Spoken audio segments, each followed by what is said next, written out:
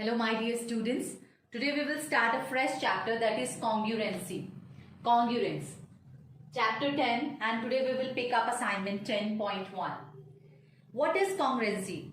In our day-to-day life, beta, we come across many objects which exactly of same shape and same size.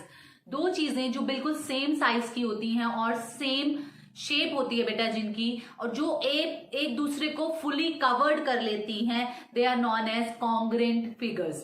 Okay, so two objects having the same shape and size are called congruent object. Superimposition के बाद जो वो चीजें हैं, जो two objects हैं बेटा, वो अपने आप को कवर कर रहे हैं, those are non as congruent objects. Okay, so take an example. You have two coins of ₹1. ₹1 की आपके पास two coins हैं. If you put one coin over the another, उसके ऊपर कवर करते हैं तो वो उसको completely कवर कर लेता है बेटा. किसको कवर कर लेता है? दूसरे कॉइन को. If it is covering the other coin completely, then both those coins are congruent to each other. Okay, वो कवर क्यों कर पा रहे हैं? Because they are having same shape and same size. This is about objects. But in case of plane figures कौन सी होती है? जो हम 2D figures जो हम प्लेन शीट पर with the help of pen or a marker or a pencil हम draw कर सकते हैं और a paper. So two plane figures are congruent. दो प्लेन फिगर तभी कॉन्ग्रेंट होंगी if each one when super imposed on the other and covers the other exactly. मतलब क्या है? कोई भी प्लेन फिगर जो हम ड्रॉ कर रहे हैं, firstly we will take example of line segments. Suppose I am drawing a line segment over here. This is AB. Okay, and this is 4 centimetre. I am drawing another one CD. This is also 4 centimeter. And if I pick up CD and try to cover AB, और वो उसको completely cover कर देती है, then if these both are congruent. And what is the sign of congruency? Congruency का sign है equal to and then a wavy line over the equal to. So that becomes the sign of congruency. Okay, so if we have to write down, so we will write it down like this. AB line segment AB is congruent to line segment CD. Why? Because they are straight, same shape line segments है, और दूसरे को अगर हम cover करने के लिए, first वाली को कवर करने के लिए दूसरे वाला पिक करते हैं तो उसको सुपर इम्पोज कर देगा, मतलब उसको फुली कवर कर लेगा. Then these are called congruent line segment. So अगर हमने congruency of line segment check करनी है तो उन दोनों की लेंथ इक्वल होनी चाहिए. That is the only case बेटा जब उसको वो फुली कवर कर लेगा. ठीक है, सो अगर टू लाइन सेगमेंट हम कॉन्ग्रेंस देखना चाहते हैं वो है या नहीं, तो हम क्या चेक करेंगे? उसकी लेंथ क्या होनी चाहिए? Same. Okay, and if we have to check the congruency of two angles. Congruency of two angles हम कैसे चेक करेंगे बेटा? कॉन्ग्रेंसी ऑफ टू एंगल्स, आपको पता है एंगल को हम कैसे मेजर कर सकते हैं? एंगल को हम मेजर कर सकते हैं with the help of its degree. Okay, so if the measurement of two angles is equal, then we can say the angles are equal and congruent. Okay, so दो angle congruent कब होंगे? when they have same degree measure. मतलब if one is of 45 degree, another is also 45 degree, angle 1 and angle 2, so angle 1 is congruent to angle 2.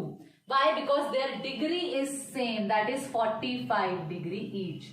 45 degree each है, उनकी measurement same है, then they are known as congruent. Now congruency of two square. अब square जो है वो कैसे बनता है बेटा? Square is made of by the help of a side. हमें स्क्वायर बनाने के लिए we must know the side. So two squares are said to be congruent if their sides are equal. If the side of first one is 5.5 centimeter and side of square 2 is 5.5 centimeter, then the square S1 is congruent to square S2. Okay, why? Because they are having equal size.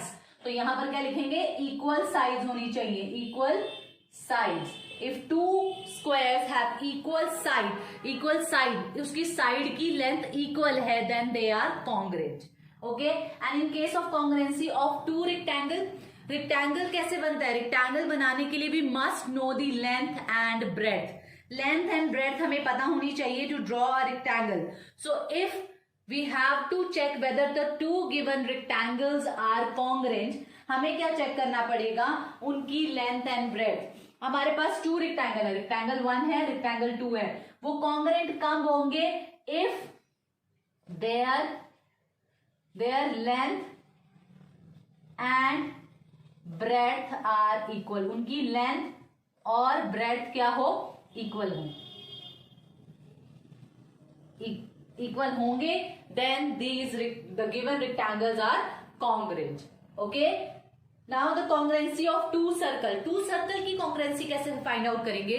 बेटा circle बनाने के लिए, to draw a circle we must know the radius. So इसमें radius should be same, radius equal radius चाहिए, equal radius.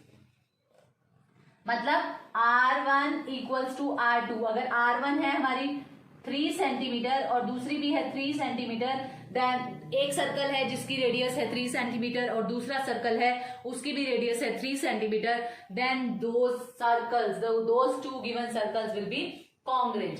Okay, so congruency of line segment में क्या होना चाहिए? सेम लेंथ होनी चाहिए दोनों लाइन सेगमेंट्स की। Alright, the congruency of angle में सेम डिग्री मेजर होना चाहिए। सेम डिग्री मेजर मतलब if one is of 77.2 degree, the other must be 77.2 degree to call as congruent angles. Okay, now the next one is the congruency of two square. Square में बेटा दोनों squares की side equal होनी चाहिए।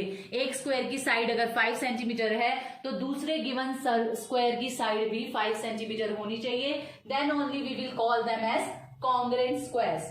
Okay, next is congruence of two rectangles. Two rectangle congruent कब होंगे? जब उनकी लेंथ और ब्रेथ दोनों क्या होंगी? इक्वल होंगी। रेक्टेंगल 1 की लेंथ रेक्टेंगल 2 की लेंथ के इक्वल होगी, रेक्टेंगल 1 की ब्रेथ रेक्टेंगल 2 की ब्रेथ के इक्वल होगी, then those given rectangle will be called as congruent. Okay, the next one is congruence of two circle. Circle congruent कब होंगे? When the radius of both the given circle is same.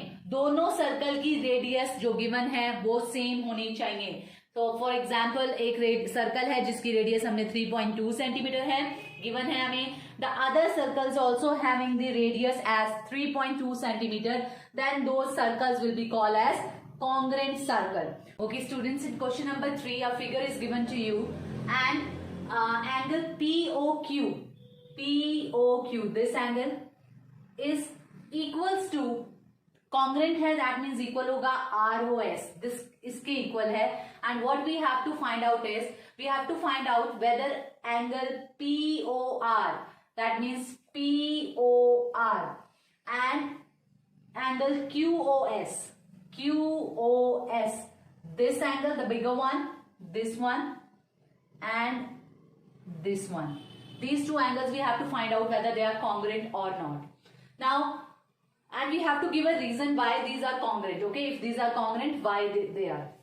Now what is given to us? That is given POQ, this angle, sorry, this POQ congruent to triangle ROS. That means this angle and this angle are equal. These angles are equal. Okay, these two angles are equal. Now we have to make this angle, we have to include this angle, and to make this angle we have to include this angle in this one.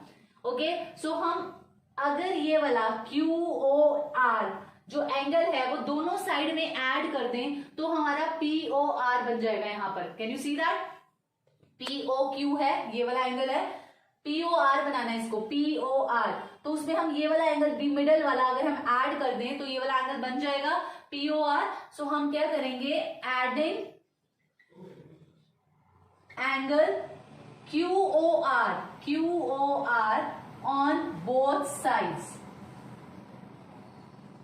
Okay, दोनों ही side में हम ये angle add कर देंगे, angle POQ plus angle QOR, ऐसे as it is रहेगा, equals to का sign, congruency का साइन इक्वल सेम रहेगा. If you are adding this same thing on the left hand side and right hand side, तो उनकी जो equation है उसमें कोई चेंज नहीं होता बेटा, because we are adding the same thing in both the sides. Okay, we are adding the same degree, that is QOR. जितने भी डिग्री का है वो हम ऐड कर रहे हैं.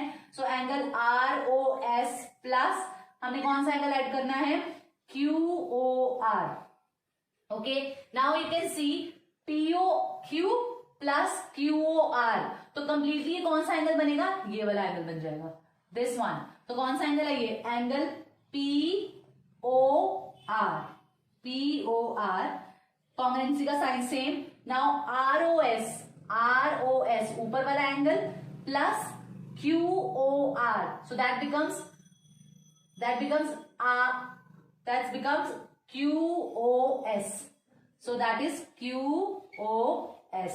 So this is what we have to prove. हमने क्या किया बेटा, देखो दो एंगल हमें गिवन थे, मिडल वाला एंगल किसी में इंक्लूड नहीं था. तो नेक्स्ट में हमसे जो क्वेश्चन पूछा गया वो था कि PQR, जो ये वाला बड़े वाला एंगल है, क्या इस वाले बड़े एंगल के इक्वल होगा. तो हमने क्या किया, वो जो एंगल फॉर्म हो रहा था वो एक एंगल के ऐड करने पर, दोनों साइड में if we add that angle, तो वो बड़े वाला एंगल फॉर्म हो जाता है. This one will be congruent to this one. So angle POR is congruent to QOS. Why? Because we are adding the same degree to both the sides. दोनों जो given angle है equal. If suppose आपको एक 40 degree और 40 degree equal दे रखे हैं, ठीक है, और सपोज करो ये 40 डिग्री है, ये भी 40 डिग्री है, और बीच में जो है वो 30 डिग्री है, ठीक है. तो आपने इसको बड़े वाला एंगल बनाना है, तो कैसे बनेगा, 40 प्लस 30. तो 40 प्लस अगर हमने यहाँ 30 कर दिया, और इधर भी हम अगर 40 प्लस 30 कर रहे हैं, तो ये 70 डिग्री का हो गया, ये भी 70 डिग्री का हो गया. तो 70 डिग्री भी तो कॉन्ग्रुएंट होंगे ना. That's why angle POR is congruent to angle QOS. Hope this is okay students. Now question number 5. In this question number 5, rectangle ABCD is congruent to rectangle PQRS. Two rectangles are congruent given to you. If two rectangles are congruent given to you, then their length will be equals to breadth. Oh sorry, length will be equals to L1 will be equals to L2 and B1 will be equals to B2. Alright. So from first वाले से देखेंगे बेटा, length of first rectangle is AB. Now AB is the length of first rectangle, that will be equals to the length of another rectangle, that is PQ. AB will be equals to PQ, और AB कितना है 6 centimetre, और PQ हमने find out करना है, that means PQ भी कितना होगा हमारा 6 सेंटीमीटर. सिमिलरली फ्रॉम 2, अब 2 में से देखेंगे, breadth 1 will be equals to breadth 2. So breadth 2 कितनी है हमारी, दैट इज QR है ब्रेथ 2, ये B2 है and this is B1. Okay, so B2 second rectangle की breadth will be equals to the breadth of the first one. तो second की breadth हमें दे रखी है, दैट इज 4 सेंटीमीटर. ये कितनी है 4 सेंटीमीटर. Okay, QR. तो हमने फाइंड आउट करनी है BC. सो वो ब्रेथ के इक्वल होगी from B2 equals to B1. So that means BC किसके इक्वल होगी, QR के, एंड QR किसके इक्वल है आपको गिवन है, that is 4 centimetre. Okay, this is very much clear. If two rectangles congruent rectangles are given, then the length of the first rectangle will be equals to the length of second rectangle, and the breadth of first rectangle will be equals to the breadth of second rectangle. On the basis of these facts, we will find out the value of PQ, that is 6 centimeter. PQ will be 6 centimeter as it is the length of the second one, and QR is the breadth of second one. Then we have to find out BC. BC is the breadth of first one. So both are equal. The breadth of second one is given to us, that is 4 centimeter. If it is 4 centimeter, then the breadth of the first rectangle will also be 4 centimeter. That's why I have written over here that BC is equals to 4 centimeter. Hope this is clear. Now this assignment is very easy if you have understood the facts of congruency. I have tried to explain each and every concept of congruency of plane figures. Hope you will watch the video and you will understand the facts. I'll send the PDF along with this assignment. You have to complete assignment 10.1.